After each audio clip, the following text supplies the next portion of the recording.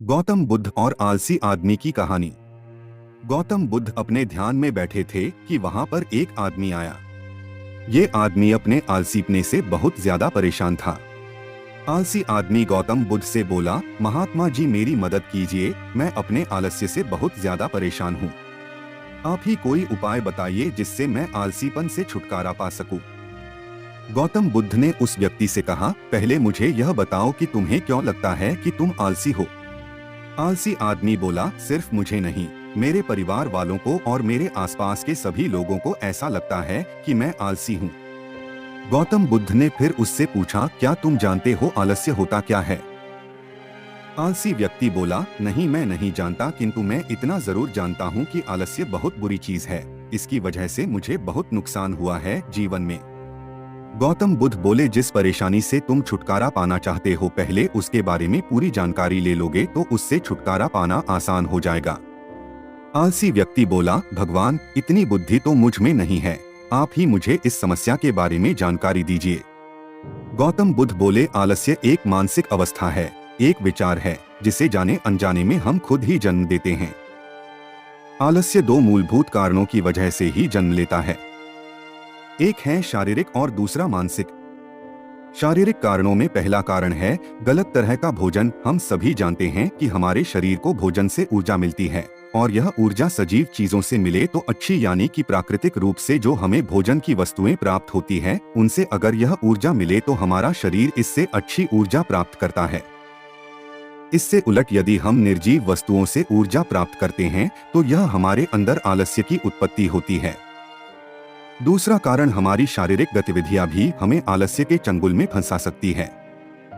गौतम बुद्ध ने आलसी व्यक्ति को अपने शिष्यों की तरफ इशारा करते हुए कहा कि देखो, इनके चलने फिरने बैठने के तरीकों में तुम्हें कुछ अलग नजर आ रहा है।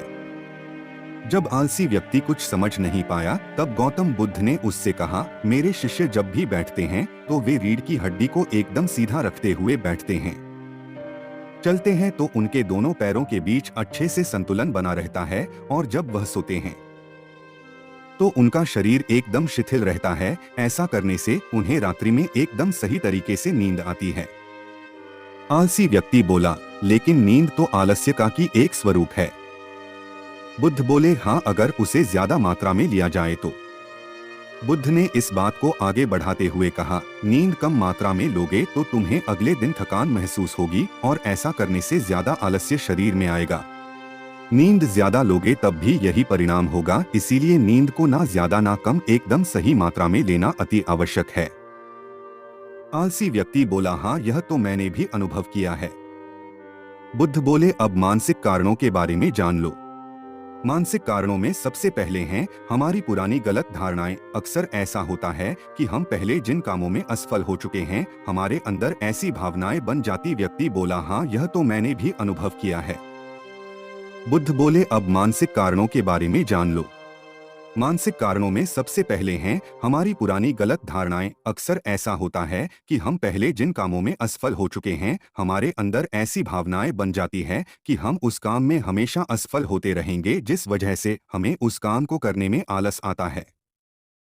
ऐसी धारणाओं से छुटकारा पाने का एकमात्र उपाय यह है कि हमें अपने मन को यह समझाना चाहिए कि पिछली बार हम जब उस काम में असफल हुए थे तो हम उसके बारे में जितना जानते थे अब हम उस काम के बारे में उससे ज्यादा जानते हैं, क्योंकि असफल होने के बाद हम उससे काफी कुछ सीखे भी हैं।